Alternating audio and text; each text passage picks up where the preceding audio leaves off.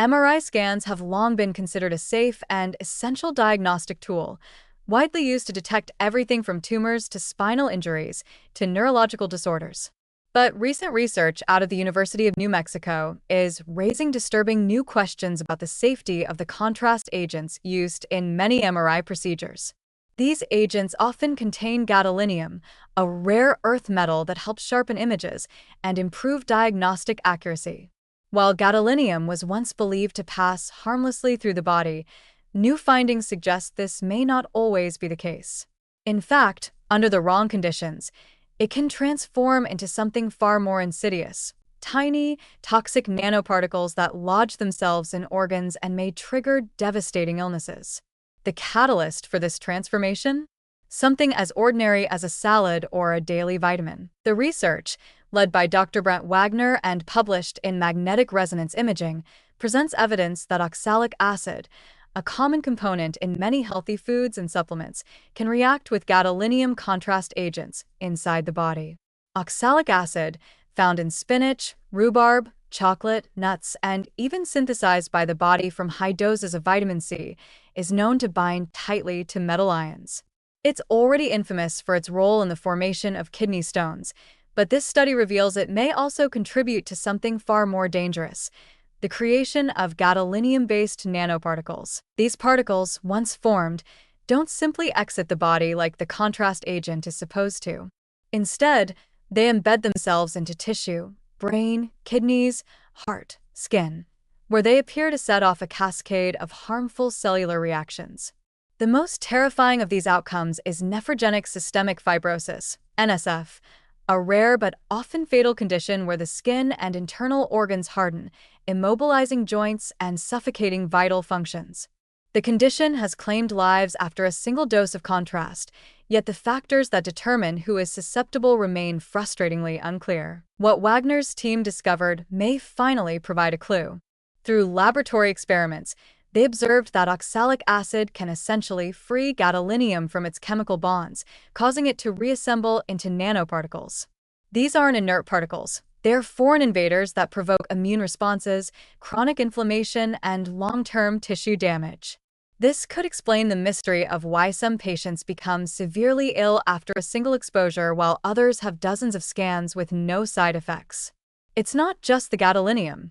It's what else is in your system when you're exposed to it. This has enormous implications because foods high in oxalates are staples in otherwise healthy diets. Spinach salads, almonds, berries, and dark chocolate are recommended for heart health, diabetes prevention, and cognitive support. Vitamin C is routinely taken to boost immunity and reduce inflammation.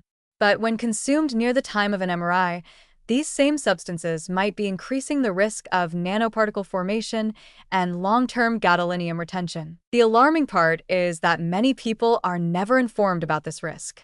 MRI scans with contrast are often administered with little warning or dietary guidance. Patients are told they'll receive an injection for better imaging, but few are advised to avoid vitamin C or high oxalate foods before or after the procedure. Even fewer are made aware that gadolinium can remain in the body for years, silently accumulating in the brain, kidneys, and bones, potentially contributing to chronic fatigue, joint pain, memory issues, or skin thickening that physicians struggle to explain. This lack of transparency is more than a communication failure. It's a public health blind spot. With hundreds of thousands of contrast MRIs performed every year, even a small percentage of adverse reactions could translate into a significant population burden of unexplained symptoms and chronic illness. And while regulatory agencies have tightened guidelines around gadolinium-based contrast agents in recent years, no clear consensus has emerged on how to assess individual risk or prevent these nanoparticles from forming in the first place. The idea that a healthy diet could inadvertently amplify a toxic medical side effect is unsettling. So, is the reality that current screening protocols don't ask about oxalate intake or vitamin C use? The assumption that these agents are uniformly safe no longer holds up under scrutiny. Wagner himself now avoids vitamin C supplements before an MRI and advises others to do the same until clearer recommendations are available. His team is building a global patient registry to help identify those most vulnerable, gathering biological samples and detailed histories that might finally help trace the hidden connections between diet, metabolism, and gadolinium toxicity. Until then, the burden falls on patients and providers to ask more questions. Have you had previous contrast scans? Do you consume high oxalate foods or take vitamin C? Are you experiencing unexplained symptoms afterward? These are conversations that need to happen, not only to prevent unnecessary suffering, but to restore trust in a medical procedure that millions rely on each year. What this study reveals is not simply a rare interaction, but a fundamental flaw in how we assess medical safety.